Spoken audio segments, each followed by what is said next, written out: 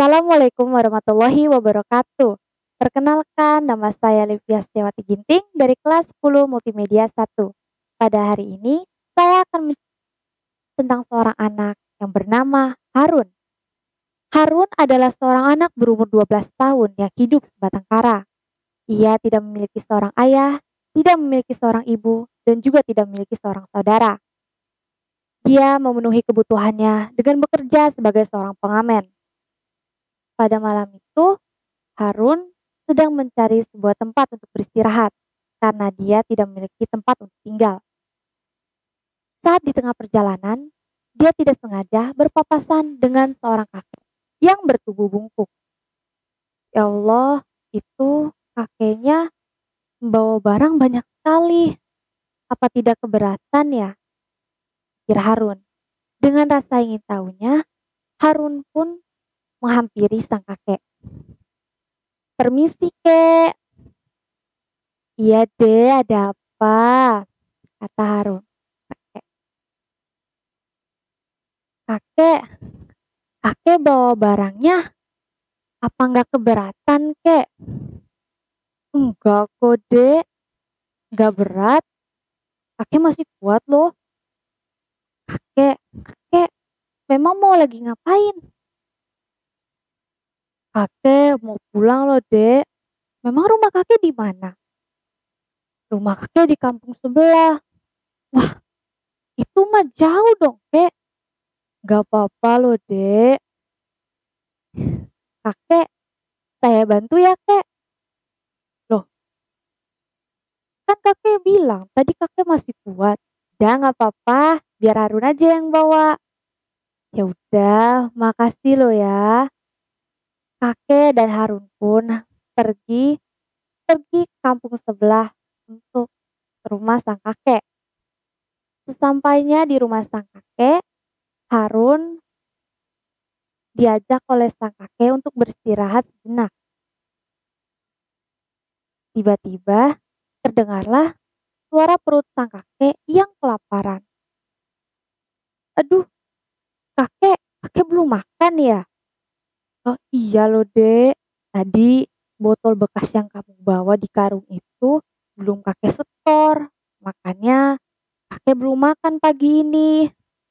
Dengan secepat mungkin, Harun mengambil nasi bungkus yang ia simpan tadi siang.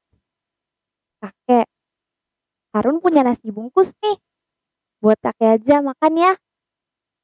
Gak apa-apa loh dek, itu kan punya kamu. Buat kamu aja.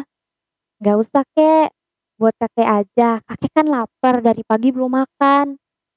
Ya udah, bagaimana kalau kita makan barengan aja? Ya udah kek, kita makan berdua. Mereka pun memakan nasi bungkus itu dengan lahap.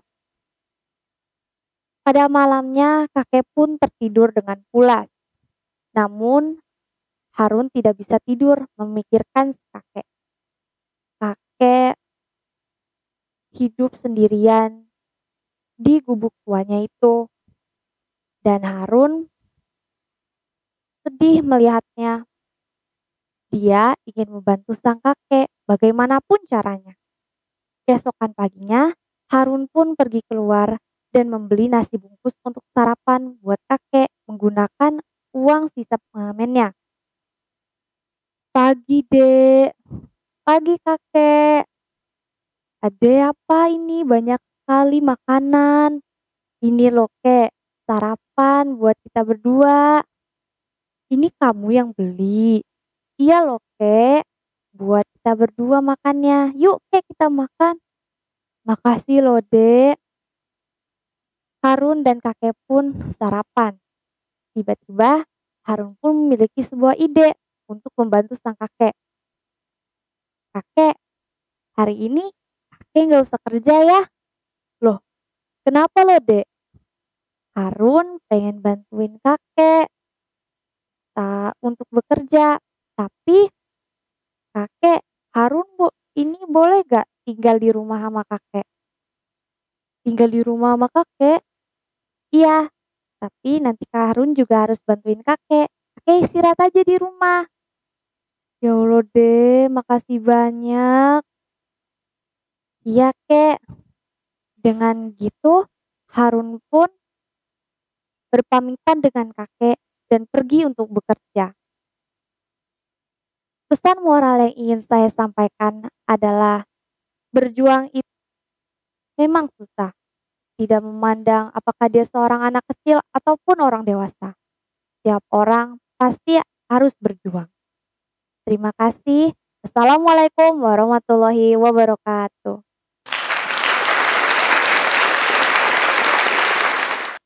Assalamualaikum warahmatullahi wabarakatuh. Hai semuanya, perkenalkan nama saya Divolven Putri dari kelas 12 OTKP 3. Hari ini saya akan menceritakan sosok pahlawan nasional yang bernama Martha Krishna Tiahahu. Apakah kalian mengenalnya? Inilah sosok Martha Krishna Tiahahu adalah pahlawan nasional perempuan pertama yang gugur di medan perang dan saat bertempur melawan Belanda demi mempertahankan tanah Maluku yang kaya akan hasil bumi. Ia lahir di Nusa Laut, tepatnya Maluku, pada tanggal 4 Januari 1800 dan dibesarkan oleh ayahnya yang bernama Kapiten Paulus Tiahahu yang merupakan kawan baik dari Thomas Matulesi atau Kapiten Patimura. Sejak kecil, perempuan yang akrab disapa Martha ini sering mengikuti ayahnya dalam rapat pembentukan kubu-kubu pertahanan. Hingga pada akhirnya di usia yang ke-17 tahun, ia turut andil dalam pertempuran melawan Belanda di desa Owu, Ulatah, dan Pulau Saparua. Dalam pertempuran itu, ia memimpin pasukan perang wanita dan mengorbankan semangat juang pada pasukannya. Pada pasukan agar terus ikut mendampingi pasukan laki-laki hanya berbekal bambu runcing dengan ikat kepala yang melingkar di kepalanya. Bersama pejuang lainnya, Martha cukup membuat kerepotan Belanda. Selain itu, pimpinan Belanda yang bernama Richmond tewas tertembak dalam pertempuran itu sehingga Belanda semakin sengit dalam melancarkan aksinya. Dengan persenjataan lengkap, pasukan Indonesia berhasil dipukul mundur dan beberapa pentolan pasukan ditangkap untuk dijatuhkan hukuman mati, termasuk ayahnya Kapiten Paulus Tiahahu. Apa yang terjadi terhadap ayah Martha selanjutnya? Mendengar kabar eksekusi yang akan dilakukan Belanda terhadap ayahnya, Martha berusaha untuk membebaskan ayahnya dari hukuman yang dijatuhkan. Namun, usahanya sia-sia. Ayahnya meninggal dalam eksekusi yang dilakukan Belanda terhadap beberapa pasukan Indonesia di tanah Maluku berhasil ditangkap. Sepeninggalan ayahnya, Martha digigit sama pejuang lainnya yang ditangkap untuk dipekerjakan paksa di perkebunan kopi yang ada di Jawa. Namun, dalam perjalanan menuju Pulau Jawa, tepatnya di kapal Everson, Martha melanjutkan aksi pemberontakannya terhadap Belanda dengan aksi mogok makan dan mogok pengobatan. Dalam aksinya tersebut, akhirnya Martha meninggal dalam perjalanan menuju Pulau Jawa dan pada tanggal 2 Januari 1818. Jasadnya kemudian dibuang di Laut Banda dan namanya ditetapkan sebagai pahlawan nasional pada tahun 1969. Berkat pengorbanannya, pemerintah Maluku akhirnya membuat monumen untuk mengenang jasa Martha. Dan Martha pun berkata, perempuan itu jauh lebih tangguh dan selalu memiliki gelar MSI, Master segala ilmu. Dan kalau perempuan memiliki kemampuan, maka selayaknya harus memiliki kesempatan. Cerita dari saya sekian. Wassalamualaikum warahmatullahi wabarakatuh.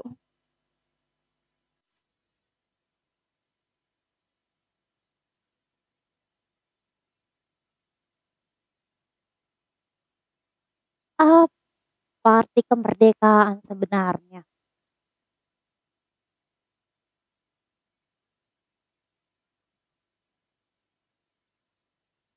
Bukankah kemerdekaan memiliki arti kata bebas, lepas?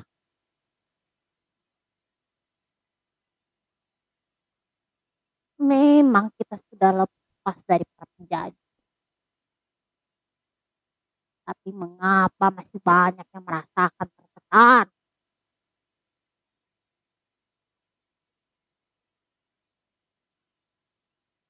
Memang bebas perlu batas,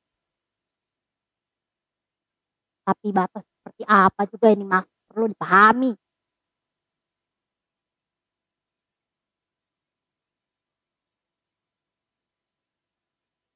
Bukankah kemerdekaan harus memiliki kehormatan satu sama lain? Tapi mengapa masih banyak yang dari sisi lain?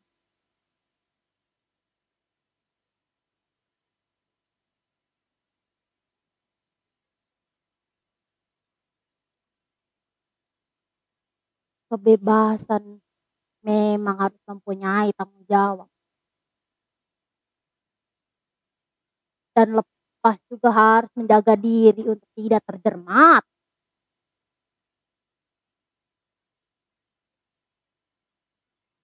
Tapi pertanyaan adalah, apakah negara ini sudah benar-benar merdeka? Kalau masih saja mengungkapkan kata fakta masih membuat orang murka. Perbedaan saja masih masalah negara. Dan beraspirasi masih saja masalah utama.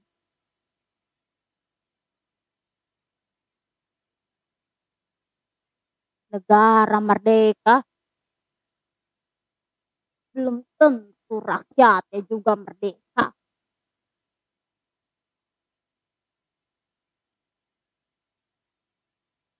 Sudah seharusnya kita menghormati arti kata merdeka.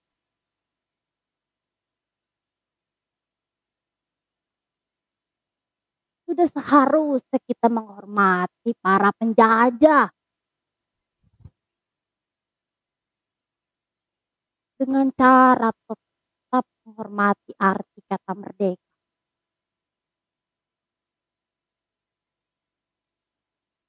Merdeka bukanlah hanya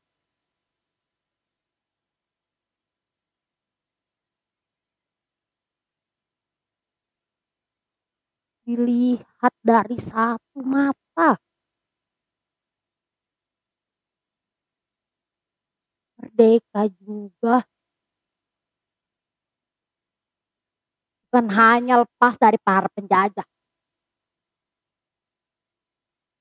Merdeka juga bukan lepas dari para kekangan orang luar.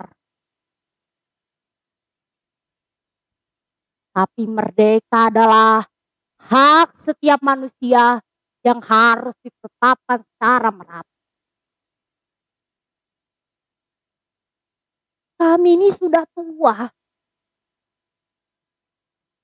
Kalian yang harus meneruskannya.